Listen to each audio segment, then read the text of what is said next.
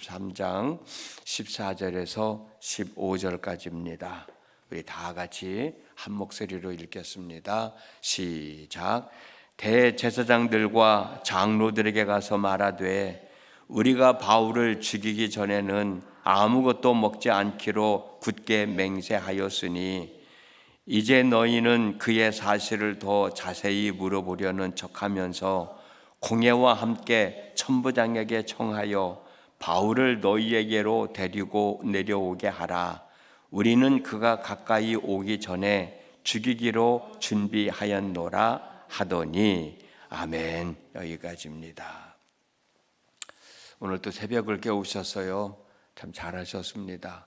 날씨가 좀 선선한데 건강 잘 추스리시고 때를 따라 돕는 은혜를 얻고 그 은혜로 주어진 삶 잘 추스려 나갈 수 있기를 주님의 이름으로 축복합니다. 우리가 이미 말씀을 나눠서 잘 알고 있습니다. 많은 사람들은 바울이 예루살렘에 올라가는 것을 반대했어요. 예루살렘에 올라가면 어려운 일을 당하게 된다는 것 때문이었죠. 그러나 바울은 예루살렘에 올라가지 않으면 안 되는 게 예루살렘 교회를 돕기 위한 헌금을 모금을 했고 그걸 전화줘야 됐고 또 로마로 가기 위해서는 반드시 예루살렘을 올라가야 되기 때문에 많은 사람들의 만류를 뿌리치고 예루살렘에 올라왔어요. 바울이 예루살렘에 도착했다는 사실을 알게 된 유대 종교 지도자들 그리고 열성 분자들은 어떻게든지 바울을 죽이려고 애를 썼습니다. 그러나 그때마다 하나님은 이 사람 저 사람을 통해서 바울을 지켜주셨죠. 사도행전 21장 30절 말씀을 보면 온 성이 소동하여 백성이 달려와 모여 바울을 잡아 성전 밖으로 끌고 나가니 문들이 곧 닫히더라. 이 일로 인해서 예루살렘이 요란해지자 군대의 천부장이 나타납니다. 사도행전 21장 31절에서 32절을 보면 그들이 그를 죽이려 할 때에 온 예루살렘이 요란하다는 소문이 군대의 천부장에게 들림에 그가 급히 군인들과 백부장들을 거느리고 달려 내려가니 그들이 천부장과 군인들을 보고 바울 치기를 그치는지라. 아마 이때 천부장이 나타나지 않았으면 바울은 그 자리에서 맞아 죽었을지도 모르겠어요. 어쨌든 유대인들은 바울을 성 밖으로 내려가서 쳐 죽이려고 할 때 천부장 때문에 바울을 죽이지 못하게 됐죠. 이 사실을 알게 된 천부장은 바울에게 유대인들 앞에서 변명할 기회를 허락해 주죠. 그래서 바울은 부형들이여 라는 말을 통해서 그들을 붙잡아 그들에게 자기 말을 하려고 했었던 것이고 또 그들이 잘 알고 있는 히브리 말로 변명 아닌 변명을 하기 시작을 했었잖아요. 그럼에도 불구하고 유대인들은 바울이 하는 말을 들을 생각을 하지 않고 바울을 죽여야 한다는 거예요. 그것이 22장 22절에서 23절 말씀입니다. 이 말하는 것까지 그들이 듣다가 소리질러 이르되 이러한 자는 세상에서 없애버리자 살려둘 자가 아니라 하여 떠들며 옷을 벗어던지고 티끌을 공중에 날리니. 변명할 기회를 줬으면 그걸 끝까지 들어봐야 되는데 듣는 도중에 바울을 살려줘서는 안 된다는 거예요. 천부장은 혼란스러운 이 상황을 수습하기 위해서 바울을 영내로 끌고 가서 유대인들이 왜 바울을 죽이려 하는지를 알아보려고 백부장에게 명령을 내렸더니 백부장이 천부장에게 하는 얘기가 뭐냐면 이 바울은 로마 사람입니다. 로마 시민권을 가지고 있는 사람입니다. 그러니 이 사람을 우리가 마음대로 할 수 없지 않습니까?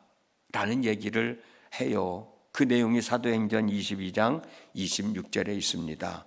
백부장이 듣고 가서 천부장에게 전하여 이르되 어찌하려느냐 이는 로마 시민이라 하니. 천부장은 바울이 로마 시민권을 갖고 있다는 사실을 알고 바울을 함부로 대할 수가 없었죠. 그래서 사내들인 공회를 열게 됩니다. 그것이 22장 30절 말씀이에요. 이튿날 천부장은 유대인들이 무슨 일로 그를 고발하는지 진상을 알고자 하여 그 결박을 풀고 명하여 제사장들과 온 공회를 모으고 바울을 데리고 내려가서 그들 앞에 세우니라. 사내들인 공회는 사두개인들과 바리새인들을 중심으로 대제사장 그리고 제사장과 서기관들 약 70명으로 구성된 유대인의 최고 의결 기관입니다. 그런데 이 공회에 소속된 제사장들과 장로들을 좀 한번 보십시오.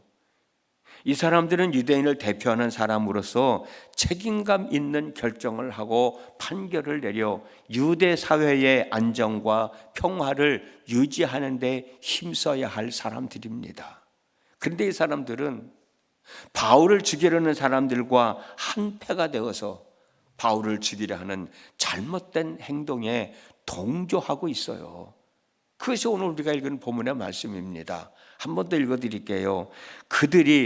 그들이라고 하는 것은 열성분자, 특별히 바울을 죽이지 않고서는 밥을 먹지 않겠다고 다짐했던 40여 명의 사람들, 그 사람들을 일컬어요. 그 사람들이 대제사장들과 장로들에게 가서 우리는 바울을 죽이기 전에는 아무것도 입에 대지 않기로 굳게 맹세하였습니다. 그러니 이제 여러분들은 의회와 짜고서 바울이 한 일을 좀 더 자세히 신문하려는 척하면서 천부장에게 청원하여 바울을 여러분 앞에 끌어내어 오게 하십시오. 우리는 그때 거기서 기다리고 있다가 바울이 나타나면 바울을 죽이겠습니다. 공모를 하는 거예요. 이게 무슨 말이에요?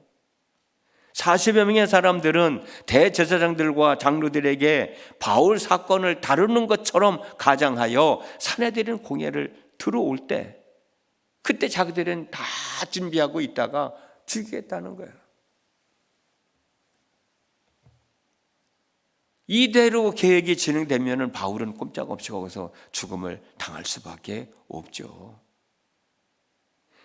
이 사람들이 이런 제안이 들어왔을 때 대제사장과 제사장들은 이들의 제안을 거부해야 했습니다.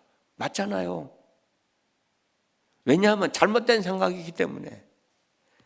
잘못을 판단하고 판결해야 할 사람들이 잘못을 저지르고 있는 사람들을 편에 들어주고 그들과 공모해서 바울을 죽이려고 한다고 하면 이 의회가 무슨 의미가 있겠냐고.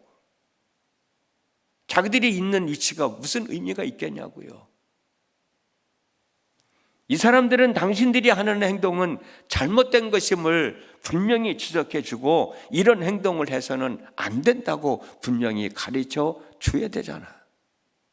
잘한 건 잘한 일이고 잘못한 건 잘못한 일이니까 당신들이 이렇게 하면 안 된다는 것을 지적해 줘야 되고 하지 못하게 해야 되는데 그들의 요구에 들어주고 같이 동조를 하고 있는 거예요. 안타까운 현실이 아닙니까? 이건 이들만의 삶의 문제가 아니라 오늘 내가 사랑하는 우리 사회도 마찬가지예요. 내가 먼저 정직하게 살아가야 다른 사람들도 정직하게 살아갈 수 있어요. 우리 속담에 윗물이 맑아야 아랫물도 맑다는 말이 있지 않습니까? 어른들이 먼저 바른 삶을 살아가야 젊은 사람들도 바른 삶을 살아가게 되는 거죠. 지도자들이 먼저 바른 삶을 살아가야 그 아래에서 그들의 다스림을 받으며 살아가는 사람들도 제대로 살아갈 수 있는 것 아닙니까? 선생님들이 먼저 바른 삶을 살아가야 학생들도 바른 삶을 살아가게 되는 거고 부모들이 먼저 정직한 삶을 살아가야 그 자녀들도 정직한 삶을 살아갈 수 있는 것 아닙니까? 우리는 이 사실을 잊어버리고 살 때가 참 많아요. 그러면서 내 스스로 참 잘 살아가고 있다고 착각하고 살아가는 거지. 사무엘상 12장 3절을 보면 이스라엘 백성들에게 왕이 세워진 후에 사무엘이 이제 물러나야 되잖아요. 왕이 세워졌으니까 물러나면서 한 말이 있습니다. 그 말이 어떤 말이냐면 표준세번역으로 된 말씀을 읽어드릴게요. 내가 여기 있으니 주 앞에서, 그리고 주께서 기름 부어 세우신 왕 앞에서 나를 고발할 일이 있으면 해라. 나를 고발할 일이 있으면 고발을 해라. 내가 누구의 소를 빼앗은 일이 있었느냐? 내가 누구의 나귀를 빼앗은 일이 있었느냐? 내가 누구를 속인 일이 있었느냐? 내가 누구를 억압한 일이 있었느냐? 내가 누구한테서 뇌물을 받고 눈 감아준 일이 있었느냐? 그런 일이 있다면 이 자리에서 나를 고발하라. 내가 너희에게 다 갚아주겠다 라는 말을 해요. 그랬더니 이스라엘 백성들이 하는 말이 뭐냐면 우리를 속이시거나 억압하신 적이 없습니다. 누구에게서든지 억압한 적이 없습니다. 누구에게서든지 무엇 하나 빼앗은 것도 없습니다 라고 대답을 해요. 참 멋있는 삶을 산 사무엘이 아닌가. 우리의 삶이 이런 삶을 살아가면 얼마나 좋을까. 누구 앞에서도 당당하게 내가 당신들 앞에서 부끄러움이 없는 삶을 살았단 말이에요. 그런 삶을 살아갈 때 그래도 누군가에게 이래라 저래라 얘기할 수 있는 건 아닌가. 자기 자신을 부끄러운 살면서 당신이 잘못했다, 당신이 옳다 판결을 내린다고 하는 것은 정말 있어서는 안 될 일이고 그것같이 부끄러운 일은 없을 거예요. 그런데 그런 위치에 있는 대제사장과 제사장들은, 서기관들은 자기 자신들이 잘못하고 있는 것도 모르고 무엇이 옳고 무엇이 그릇된 것인지를 구분하는 자리에 앉아 있으려고 하니 그 의회가 온전한 의회의 역할을 할 수 있겠냐고. 그들의 삶이 온전한 삶을 살아갈 수 있겠냐고요. 아니요, 오늘 내가 그런 삶을 제대로 살아갈 수 있겠냐고요.